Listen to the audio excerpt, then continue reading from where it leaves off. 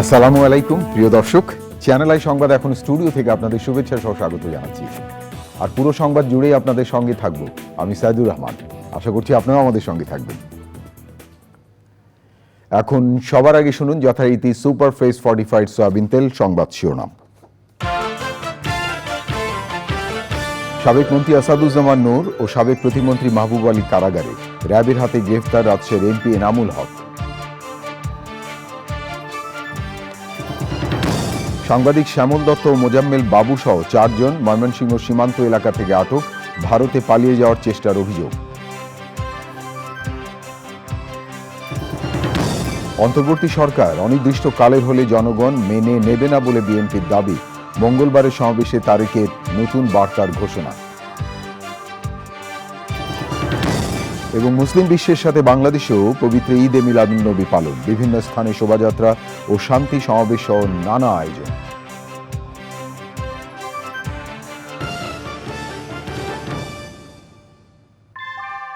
আমরা তৈরি করি বিশ্বমানের জার্মান প্রযুক্তির ভূমিকম্প সহনশীল থার্মেক্স রড, যা আপনার স্থাপনাকে নিরাপদ রাখে প্রজন্ম থেকে প্রজন্ম। সালাম স্টিল, মোস্ট ডিউরেবল স্টিল।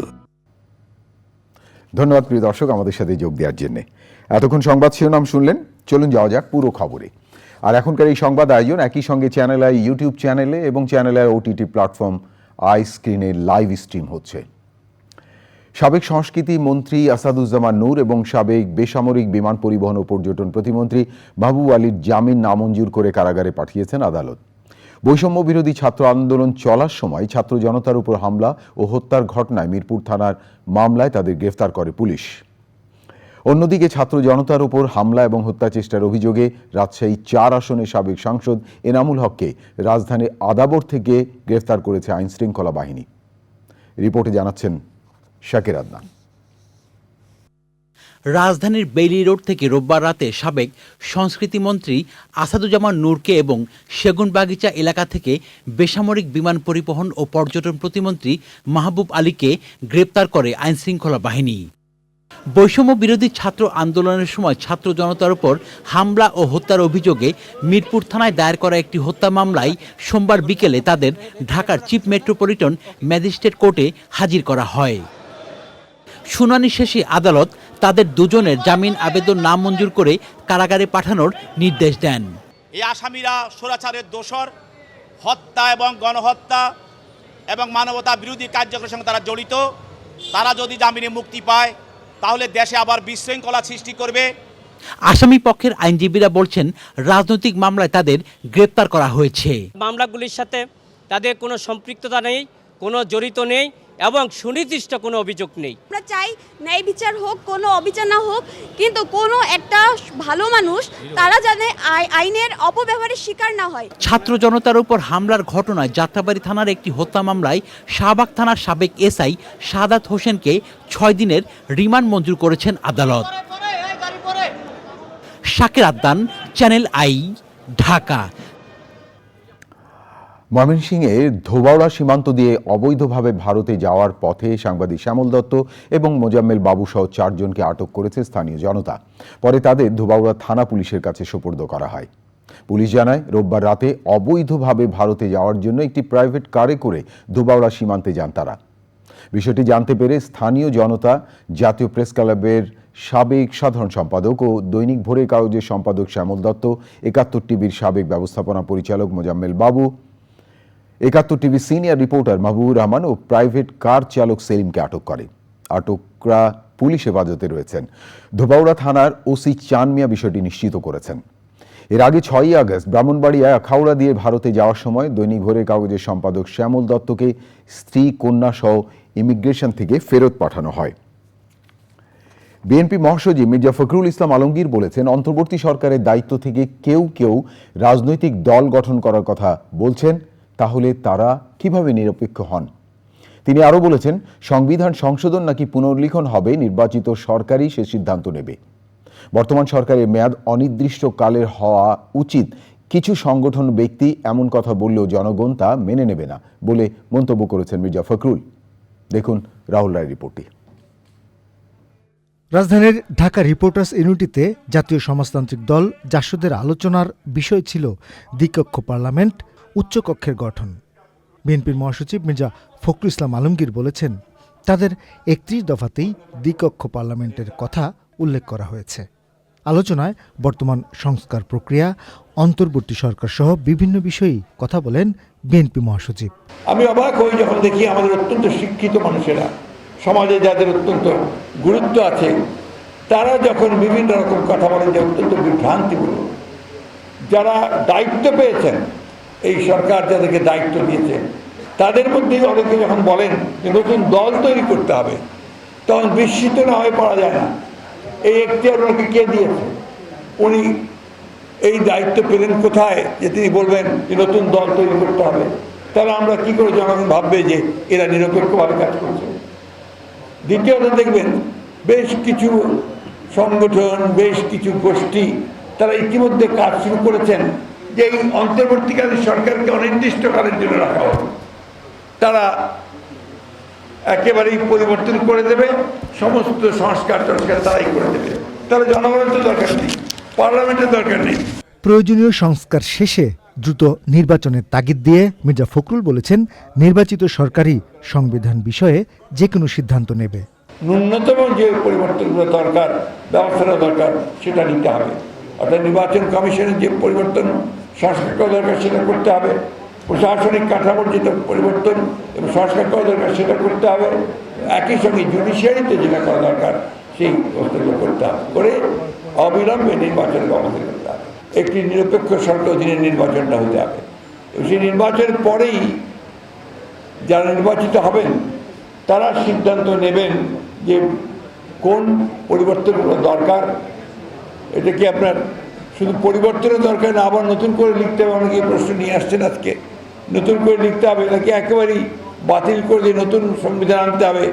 সেটা সেই পার্লামেন্টই সিদ্ধান্ত নেবে বলে আমরা বিশ্বাস করি।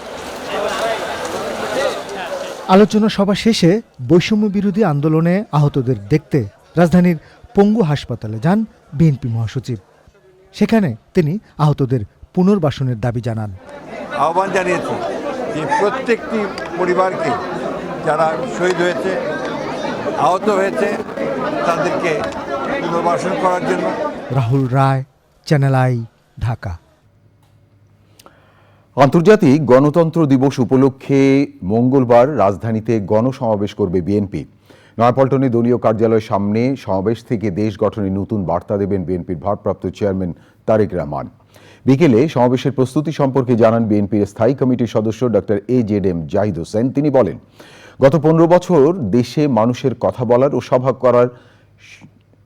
সমাবেশ করার অধিকার সংকুচিত করা হয়েছিল। এখন পরিস্থিতি পরিবর্তন হয়েছে। গণতন্ত্র সমাবেশে প্রমাণ হবে বাংলাদেশের মানুষ কতটা গণতন্ত্র প্রিয়। ঢাকার এই সমাবেশে নারায়ণগঞ্জ ও গাজীপুরের নেতাকর্মীরা উপস্থিত থাকবেন বলে জানান তিনি। এদিন বিভাগীয় শহরে গণতন্ত্র র্যালি করবে বিএনপি।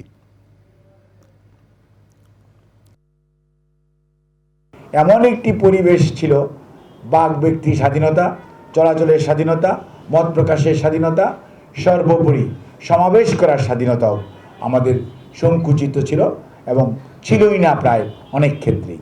এই সমাবেশটি এমন একটি অবয়বে আমরা করার চেষ্টা করছি যার মাধ্যমে প্রমাণিত হবে এদেশের মানুষ গণতন্ত্রপ্রিয়, এদেশের মানুষ গণতান্ত্রিক দল বাংলাদেশ জাতীয়তাবাদী দলের সাথে আছে এবং এদেশের মানুষ বিএনপি এবং কর্তৃক ঘোষিত যে 31 দফা কর্মসূচি, যেটি এখন জনগণের কর্মসূচি, সেই কর্মসূচির সাথে এই দেশের সংখ্যাগরিষ্ঠ মানুষ অবস্থান করছে।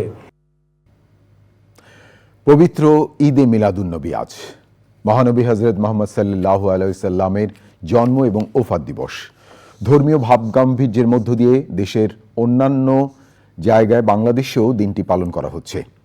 পবিত্র ঈদে মিলাদুন্নবী উপলক্ষে পৃথক বাণী দিয়েছেন রাষ্ট্রপতি মোহাম্মদ শাহাবুদ্দিন এবং প্রধান উপদেষ্টা ডক্টর মোহাম্মদ ইউনুস।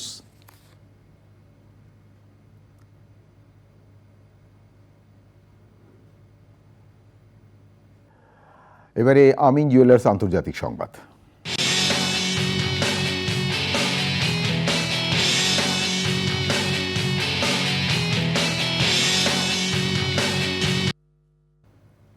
প্রিয় দর্শক, আন্তর্জাতিক অঙ্গনে এখন আপনাদের নিয়ে যাচ্ছি মার্কিন যুক্তরাষ্ট্রে। সাবেক মার্কিন প্রেসিডেন্ট ও আসন্ন মার্কিন প্রেসিডেন্ট নির্বাচনে রিপাবলিকান প্রার্থীর ডোনাল্ড ট্রাম্পের উপর আবারও গুলিবর্ষণ করার হত্যার চেষ্টা হয়েছে। ফ্লোরিডার ওয়েস্ট পাম বিচ এলাকায় ট্রাম্প ইন্টারন্যাশনাল গলফ ক্লাবের বাইরে গোলাগুলির ঘটনা ঘটে। গলফ ক্লাবের কাছে আগ্নেয়াস্ত্র হাতে এক ব্যক্তির ঘোরাফেরা করতে দেখে মার্কিন সিক্রেট সার্ভিস এজেন্টরা গুলিবর্ষণ করেন। ট্রাম্প তখন গলফ খেলছিলেন, তবে তিনি নিরাপদে আছেন বলে জানিয়েছেন আইন শৃঙ্খলা রক্ষাকারী কর্মকর্তা। মার্কিন কেন্দ্রীয় গোয়েন্দা সংস্থা federal bureau of investigation FBI জানিয়েছে তারা এই ঘটনাকে ট্রাম্পকে হত্যার চেষ্টা হিসেবে বিবেচনা করছে এবং সেই অনুযায়ী ঘটনা তদন্ত করা হচ্ছে। গোয়েন্দারা সন্দেহভাজন ব্যক্তিকে লক্ষ্য করে গুলি চালালে ওই ব্যক্তি একটি গাড়িতে করে পালিয়ে যাওয়ার চেষ্টা করে, তবে তাকে নিকটবর্তী আরেক কাউন্টি থেকে স্থানীয় আইনশৃঙ্খলা রক্ষাকারী বাহিনীর কর্মকর্তারা আটক করে। এর আগে 13 জুলাই পেনসিলভেনিয়া নির্বাচনী সমাবেশে ট্রাম্প বক্তৃতা করার সময় তার উপর গুলিবর্ষণ করে তিনি গুলিবিদ্ধ হন। এবারে কৃষি সংবাদ।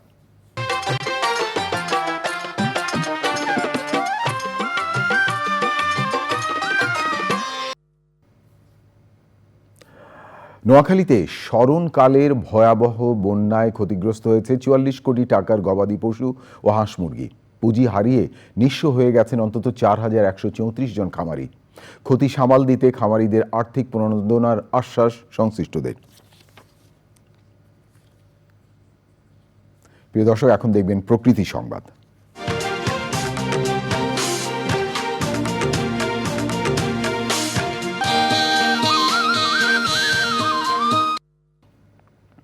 দুশো 50 শয্যা বিশিষ্ট মেহেরপুর জেনারেল হাসপাতালে পরিষ্কার পরিচ্ছন্নতা কর্মসূচি ও বৃক্ষরোপণ অভিযান করেছে জামায়াতে ইসলামী। কর্মসূচি উদ্বোধন করেন জেলা জামায়াতের আমির মাওলানা তাজউদ্দিন খান। এ সময় মেহেরপুর জেনারেল হাসপাতালের তত্ত্বাবধায়ক জমির উদ্দিন হাসিবুর সত্তার সহ দলের নেতাকর্মীরা উপস্থিত ছিলেন। পরে হাসপাতালটিতে পরিচ্ছন্নতা কার্যক্রম চালায় দলের সদস্যরা। এছাড়া হাসপাতাল চত্বরে ফলদ, বনজ এবং ঔষধি গাছের চারা রোপণ করা হয়। পরিবেশ সংরক্ষণে এ ধরনের কার্যক্রম অব্যাহত রাখার কথা জানিয়েছেন সংশ্লিষ্টরা। এবার এক্সিম ব্যাংক বাণিজ্য সংবাদ।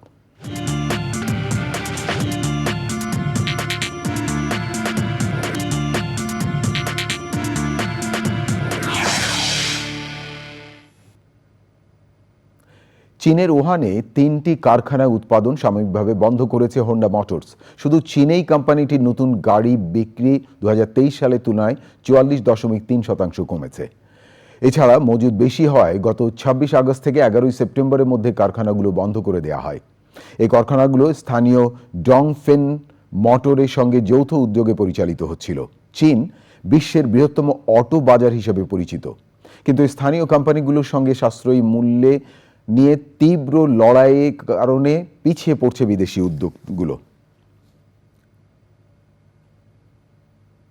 প্রিয় দর্শক, থাকুন চ্যানেলের সঙ্গে, ফিরছি একটু পরে আরো খবর নিয়ে। আবারও বিরতি, আর বিরতির পর যা দেখতে